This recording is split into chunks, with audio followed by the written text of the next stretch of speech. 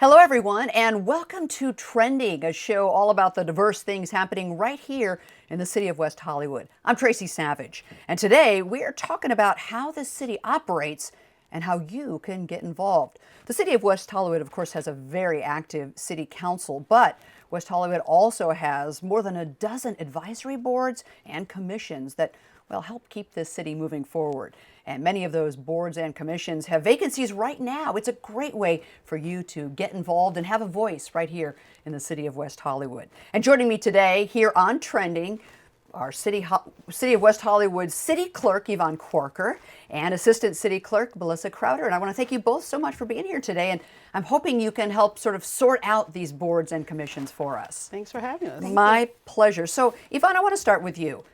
10 commissions, 6 boards. What's the purpose of these governmental groups, and what's the difference between a board and a commission? Commissions, the easiest way to explain, commissions are a decision-making body. Okay. They are appointed by City Council, and they have their specific purview. For Planning Commission, they deal with redevelopment and land use. For Public Safety, they deal with public safety issues. So the other side of it is the advisory boards. And advisory boards are just that. They're advisory bodies. And they have a specific purview as well, but they also really delve deep into specific issues for our city. We are a small city, but we have a lot of diverse groups. We have LGBT, we have a large Russian community, a senior advisory board, which handles issues for our senior members. And it's really a great way for people to join in on the governance of our city. I think it's fantastic. So you kind of told us, and Melissa, I'll let you pick it up, how much power do these boards and commissions have? Do we listen to them? Does the city council listen to them? They have to listen to the commission, I assume, if they make decisions. Tell me about that. So the Planning Commission is probably the one that's the closest to our city council. They are quasi-judicial. They do pass resolutions similar to what our council does, and decisions made by them can only be appealed to our city council. And the council oftentimes will direct commissions to help them along in making a decision. So, for example, an item may come before them for a decision, and they say, you know, we want to remand it back down to our Transportation Commission because we want them to really dig deep into those issues and then report back to us on what the recommendations are. So they do look to them for a lot of that. And when staff comes to them with items, they'll say, let's have one of our advisory boards take a look at that before it's brought back to us. So it sounds like the city council really relies on the boards and commissions to sort of wade through and clear out and then get right down to the heart of the issue. Is that true? They do. We have 5 city council members, and they can't be everywhere all the time. So they do really depend on the commission and advisory boards members to vet various projects, events, bring legislation items to them, to really talk to them about what the community is asking for. So it goes through that process, and we have wonderful commission and advisory board members who are dedicated, and then they present it to council, but it's a concise item that council can really take a look at. And I would imagine that the city council would feel more comfortable making decisions knowing that an entire set of eyes and minds have gone through this and sort of, help them make the decision, that somebody else has taken a look at it, and it makes it easier for them to ultimately say yes or no on an issue. Absolutely. Definitely. I mean, oftentimes you'll hear the council say, so how many community meetings did we have about this? And that could be a subcommittee of the commission or an advisory board, and staff can report back. You know, it went to the advisory board, then we took it to the commission. So we've had X amount of meetings about this, and council wants to hear that the community has heard about these items before it's come to them for a final decision. And certainly that helps if someone were to object to decisions that were made by the city council. If a community member doesn't like the answer, you can always sort of show the history. Well, look what we've done. We've talked, and it's been out there in the community for 3 months, and a lot of people have had a chance to talk about it, right? Yeah, and that's happened. We have a lot of development going on in the city, and a lot of people are concerned about the changes being made to the city, and they have questions. They want to make sure if a building is being built in the city that it's to our standards, that it's passed all the litmus tests. Right. And I think that council really appreciates having these community meetings, because you have those questions answered and people can really sit down and talk to you and explain things to you. Whereas at the council meeting, you really don't have that much time.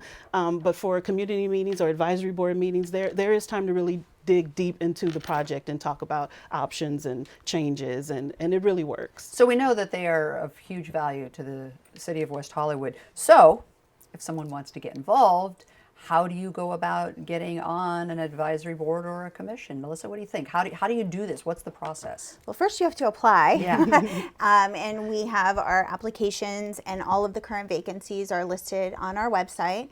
And once you apply, then we provide an ongoing list of those applications and applicants to our city council, and they interview those people, and they make, because for each one there are so many direct appointments, so each council member gets to make a direct appointment. For every single board and commission? Yes. Yes. And then there's some at large where the body as a whole votes in a couple of members. So they typically interview them, and if they have, for example, if you want to be on the senior advisory board and you have a background in social services, or you've been active in the senior community, that's something that they're looking for. Sure. So they want to see that you have a vested interest, or you have some background that gives you some knowledge and experience in working with these types of issues. So is it mandated that they all have the same number of people, or are they all different from board to board and commission to commission in terms of number of members? The number of members are mandated for commissions, and then for advisory boards, there are a certain number of members. So every board has to have the same number? Yes. Wow. And how often do you have vacancies? If I'm sitting there at home and I say, gosh, I want to be involved, how often there's going to be a chance for me to jump on in there? They come pretty often. Sometimes people they've been on an advisory board for a little while and they feel they may want to move over to a commission. So then that space becomes available. Or it just, it varies. Sometimes there is no openings because people love what they do and they don't want to leave. But then there are opportunities for people. But you can submit an application and we keep it on file for a year. So if an opening comes up, we'll be ready. Okay. So if you want to get involved, how do you even decide where to go in terms of which commission or which board? 16 different boards and commissions. That's a big choice. How do you even decide? How do you even know which one to look into? Well, I would look at all of the ones that we have, and then look at what their purview is and what they do, and then go visit, make a list. Okay, I'm interested in 5, and I would go to those advisory board meetings or commission meetings and get a feel for the issues that they're talking about right now. If you don't have time to actually attend the meetings, you can look at their agendas and read the staff reports and see what's going on with them. And then from there, I would probably whittle it down to 1 or 2 and then submit my applications for those And some positions. of it's probably really obvious. Like if you are a social worker working with seniors, boy, that makes sense to join that advisory board. Absolutely. You talk about time to attend the meetings. I imagine, though, you have to make a commitment. It's a big responsibility. You're helping the city council make major decisions. There's probably some work involved. What are the duties for members of these committees and boards? Yvonne? The duties vary. Some of our commissions meet twice a month, some meet once a month. They also have site meetings. If it's a public facilities commission and they want to go visit a facility and look at the site, that may be something that you would be required to do as a commission member. Along with attending the meetings, it would be a good idea to speak with someone on the commission if you're interested in being on that commission or advisory board. Have a conversation with them, talk to them about what the time commitment is so that you know up front what you're getting into. And our council relies on our commission and advisory board members, so if you're going to be a part of it, you'll be a part of it. Definitely. And so many people who get on these boards and commissions, as I'm finding out, end up serving for a long, long time. What is it about these people that want to give so much time to the city? They love their city. Yeah, I think that's a part of it, or just a spirit of volunteerism, or they feel that we have on a good one is our disability advisory board. We have almost all members on the disability advisory board have some sort of disability. They have a vested interest. And they have, exactly. And that knowledge is so valuable in decisions we make about what types of sidewalk entryways we have, or if we're thinking about implementing some sort of new elevator, is the wheelchair going to be able to fit in there? Do we need to offer more large print on our agendas? I mean, they really just, I think that's what it is. They have a vested interest in not only their city, but the types of issues that are being discussed. I think our transgender advisory board is another one that really has a big voice. And so does anyone get paid at all for this? You do. Commission and advisory board members receive $50 per meeting. Okay. So it's not a lot of money, but It's it's better than a way to say thank you for your time and A commitment. lot of times they don't pay. So Right. that's, Most times they do not. Yeah, other cities. But so that's great. Yeah. That's terrific. So if there are people sitting at home watching and they're nervous or reluctant, or what do you tell them? How great an experience is it? Obviously, people who get on stay for a long time, so that it must be really a fabulous experience to be a part of your city. Is it for everyone?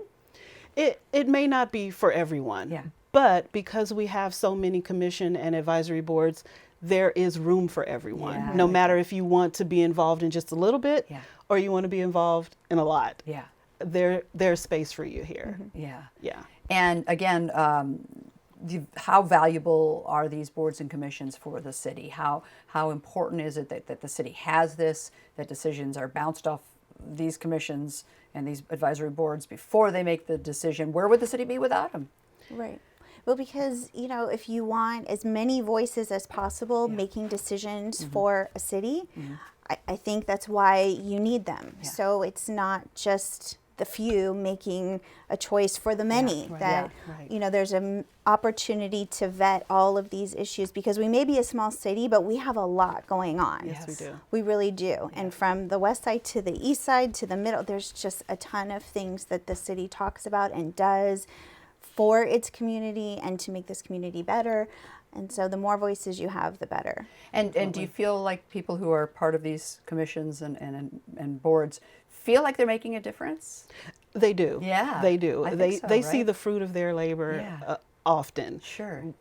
It's always brought up. We thank them each year with an annual Congress of Commission and Advisory Boards, and we talk about their accomplishments for the year, their goals and objectives for the following year. Council really looks to them to lead the way. Yeah. Yeah. All right. Well, Yvonne Quarker and Melissa Crowder, City Clerk and Assistant City Clerk for the City of West Hollywood. I want to thank you both for joining me here today. Great information. And for the folks sitting at home watching today, boy, what a wonderful opportunity for them to be involved in the place that they live or work. Absolutely. Really great. Thank you. Thank you for having us. Appreciate it so much. And we're going to come right back and we will talk with the City of West Hollywood's City Attorney to find out some of the legal issues involved with these boards and commissions. We'll be right back. Hey there, fellow Californians. I know you're staying golden by managing your energy use, which means managing water, too. Especially during a drought. So install low-flow shower heads or a faucet aerator. Ooh. Oh. To find rebates and more ways to manage water, visit energyupgradeca.org. I'm picking up my latest upgrade with a forklift. Stay golden, California! Learn to save water and money at energyupgradeca.org. And welcome back to Trending, everyone. We are talking today about the City of West Hollywood's advisory boards and commissions. There are 10 commissions and 6 advisory boards here in the City of West Hollywood. And right now, we're going to find out some of the legal requirements and some of the laws governing these boards and commissions. And joining me right now is the West Hollywood City Attorney, Mike Jenkins. Mike, thanks so much for being here today. Tracy, it's my pleasure to be here. So, who's legally allowed to serve on a board or a commission? Are there requirements, legal requirements that you have to adhere to? Yes, there are requirements in our municipal code, and the requirements are different for each of the boards and commissions. For example, some of the commissions, you must be a resident of the City of West Hollywood. Mm-hmm. Planning Commission is a good example. Other of the commissions, however, you must have some sort of a link to the city, meaning either you're a resident, or you own property, or you own a business, or you have some other connection that brings you to West Hollywood. So it really depends from commission to commission what those requirements are.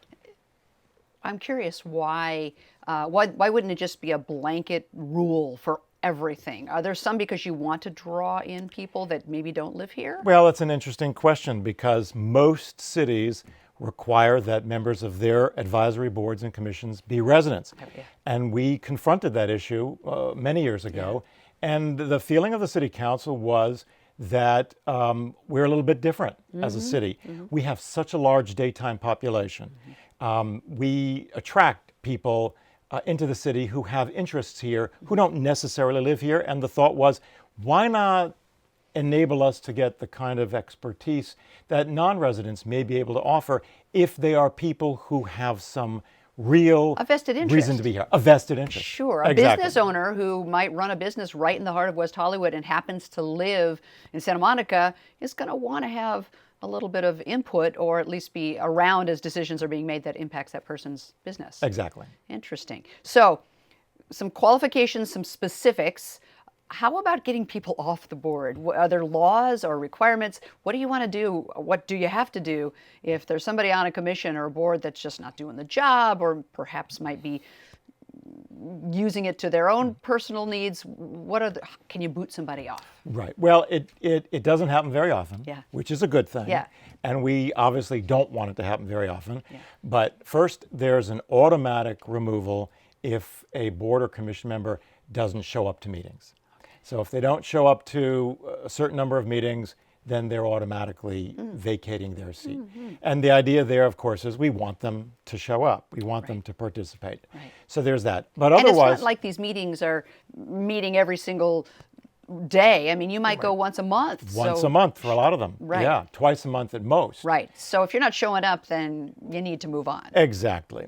And then all of them serve at the pleasure of the city council. Okay. And what that means is that the city council can, as you put it, boot somebody Yeah, off yeah. at any time Yeah. for no reason at all. Wow. Doesn't happen very often? It has very seldom happened. Yeah. And I've been here since the beginning, But you have. since 1984. Wow. And I can't think of too many instances where that's actually happened. Yeah, because these are people who are giving up their time to be a part of the city, and you want to encourage that behavior. Exactly. And you don't want to be too nitpicky about what they're doing. Right. Right. You've been here since the beginning. Have you seen, I didn't realize that, I know that now. Have you seen these boards and commissions change? Have you seen them grow in number? 16 seems like a lot. They've grown in number. Yeah. That's for sure. Yeah. And ultimately, that's a good thing. Yeah. The objective in having boards and commissions is to expand the resources of the city in order to get essentially input from the community. Yeah. And you have a 5-member city council, and they simply can't do it all. Yeah. There's too much going on. But this way, they can have more people who have their own interests in particular subject areas, who are their advisors. I like that. And so it's helpful. It broadens the base of the government. And in fact, are city council members, the city council itself, is it required to hear from the advisory boards, to hear from the commissions before they take up issues? Is that part of the structure that you have to let them give their input before you make a decision? In some instances, it's legally required. For Interesting. example, with the Planning Commission, Yeah. there are certain actions that must be heard by the Planning Commission before going to the City Council. Got it. In the other instances, it's not legally required, but our practice is that if there is a legislative matter that is within the policy area of a commission, Right. they want to hear the commission's advice Yeah. before the council deliberates and takes action. It seems like a smart thing to do, Yeah. to sort of cover yourself, to make sure that you're hearing from everybody that needs to be heard from. Exactly. And